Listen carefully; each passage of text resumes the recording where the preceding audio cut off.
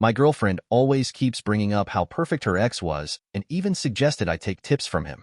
So I dumped her exactly in the same way as he did.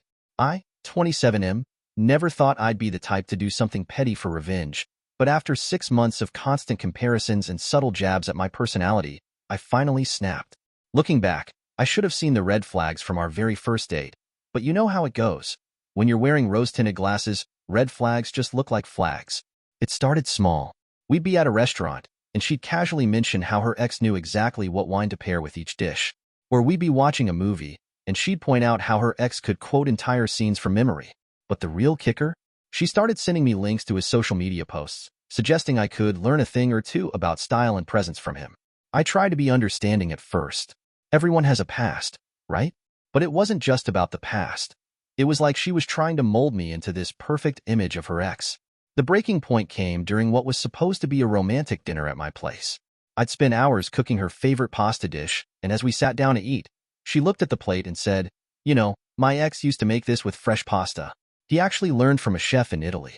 Maybe you could take some cooking classes?" That's when I started digging. I know it wasn't the most mature thing to do, but I needed to understand what made this guy so perfect. Through mutual friends and some social media deep diving, I learned exactly how their relationship ended. Turns out, Mr. Perfect wasn't so perfect after all. He'd broken up with her at a mutual friend's birthday party, completely out of the blue, leaving her standing there in front of everyone. The more I learned about their relationship, the more I realized something wasn't adding up.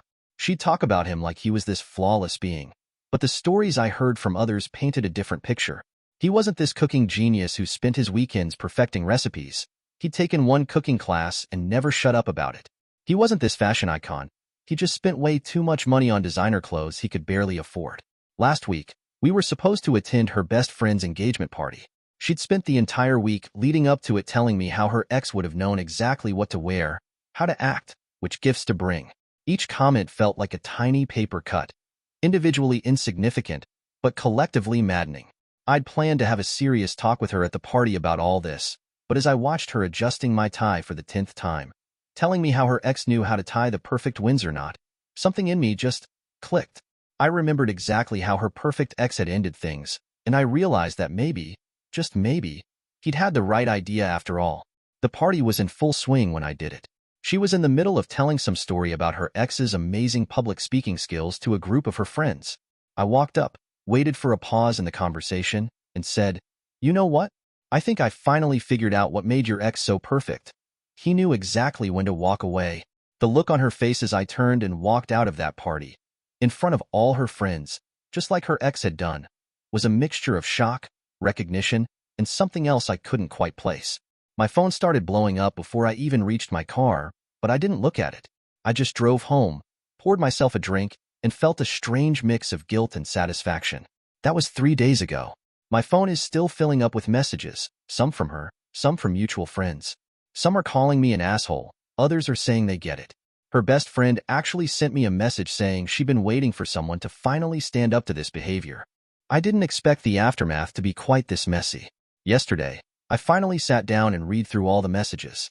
Most were what you'd expect, her calling me every name in the book, demanding explanations, then switching to apologies and promises to change. But it was the messages from others that really got to me. Turns out, I wasn't the first guy she'd done this to after her ex. One guy reached out to tell me she pulled the same stuff with him for 3 months before he couldn't take it anymore. Another said he lasted 2 weeks. Both of them just quietly walked away, though. Nobody had called her out publicly like I did. Her roommate sent me a long message explaining some things I never knew. Apparently, the ex wasn't even that serious of a relationship. They dated for 8 months, 3 years ago. But in her mind, he'd become this mythical perfect being. The roommate said she'd watched my ex build up this fantasy version of him over the years, adding new perfect qualities every time she started dating someone new. The real guy was just some normal dude who worked in marketing and happened to take a cooking class once. The part that really got me thinking was when the roommate mentioned that the ex's dramatic public breakup had actually been a response to similar behavior. Apparently, my ex had been constantly comparing him to her high school boyfriend, telling him how her first love would have handled things differently. History really does repeat itself. I was starting to feel a bit better about the whole thing until I got a message from her sister. Unlike the angry texts I'd been expecting, she sent something that hit harder. "I get why you did it, but you should know she's in therapy now." The The way her ex left really messed her up, and you just reinforced all her worst fears about herself. That's been eating at me. Did I just perpetuate a cycle? Sure, she was being toxic, but maybe I could have handled it differently. Then again, we had talked about it before. Well, I tried to talk about it. Every time I brought up how her comparisons made me feel, she twisted around, saying I was just insecure and if I worked on myself like her ex had, I wouldn't feel threatened. The messages kept coming, and they painted a clearer picture of what had been happening. Friends started sharing stories of how she'd talk about me when I wasn't around. Apparently, while she was telling me I should be more like her ex, she was telling her friends that at least I was trying to improve myself by taking her suggestions. Like I was some kind of project she was working on. Last night, she showed up at my apartment. I didn't answer the door, but I could hear her through it. She wasn't yelling or crying. She was laughing. This weird, hollow laugh. Then she said something that made my blood run cold. You really are perfect for him, aren't you? You even break up the same way. I started wondering if that's what she wanted all along, to recreate that moment, to have another guy leave her the same way. Maybe by doing exactly what her ex did, I'd somehow proven I was just like him after all. The thought made me feel sick. The whole thing has turned into this weird social media circus. Someone at the party had recorded the moment, not the breakup itself, but the aftermath, her reaction. I've been getting friend requests from people I don't even know. Apparently, the video made its way through various group chats. Her ex even reached out, just a simple "been there, man. You did the right thing." But did I? The more I think about it, the more complex it feels. Sure, she was being manipulative and toxic, but maybe I just added to her trauma. Then again, at what point do you stop worrying about managing someone else's trauma and start protecting yourself? Update. It's been 2 weeks since the party, and things have gotten both better and worse. Better because I'm starting to see how toxic the relationship really was. Worse because of what happened yesterday. I was having coffee with her roommate. Yeah, I know, probably not the smartest move, but I needed to understand some things. The roommate told me that after I left the party, my ex had this weird smile on her face and kept saying, "He's the one," over and over. Not in a romantic way, but in this creepy, almost triumphant tone. Like she'd finally found someone who fit into her twisted narrative perfectly. The roommate also shared something that made everything click. Apparently, before the ex broke up with her at that party years ago, she'd been pushing him to propose. She had it all planned out. He'd do it at the party, in front of everyone, making it this perfect story they could tell forever. Instead, he ended things in front of everyone, turning her perfect moment into a public humiliation. That's when it hit me. All those comparisons, all those little jabs, they weren't really about making me more like him. They were about pushing me to either become her perfect fantasy or break up with her in exactly the same way he did. Either way, she'd get to keep her narrative intact. Either I'd become the perfect boyfriend she could mold, or I'd become another example of how men always leave her in the most hurtful way possible. I was processing all this when she walked into the same coffee shop. The roommate hadn't set it up. It was just one of those awful coincidences life throws at you. She saw us, and for a moment, everything froze. Then she started laughing, that same hollow laugh from my doorstep.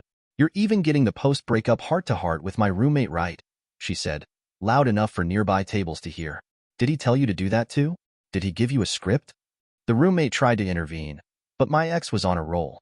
She started listing off all the ways I'd copied her ex, not just the breakup, but little things I didn't even know about.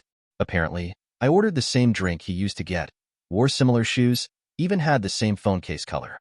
Things that were completely coincidental, but in her mind, they were all part of some grand design. That's when I finally said what I should have said months ago. I never wanted to be him. I just wanted to be myself, and you never gave me that chance. She stopped mid-sentence, and for the first time, I saw something crack in her perfect facade. She sat down at our table, uninvited, and just deflated. "No more accusations, no more laughing." She asked, in this small voice I'd never heard before, "Why wasn't I enough for either of you?" I didn't have an answer for her. I don't think anyone would. The roommate took her home, and I've been sitting here thinking about the whole mess. About how people can get so caught up in their past that they poison their future. About how sometimes the kindest thing you can do for someone is to break their pattern, even if it hurts them in the process. This morning, I got one final message from her. I started seeing a new therapist. Not because of you, but because of me. I hope your next girlfriend deserves you. I didn't respond. I don't think I will. Some stories don't need a perfect ending. Sometimes it's enough just to end them. Looking back, I still don't know if I did the right thing. Maybe there was a better way to handle it. Maybe not. But I do know one thing. I'm done living in the shadow of someone else's perfect ex. And honestly, that feels pretty damn good.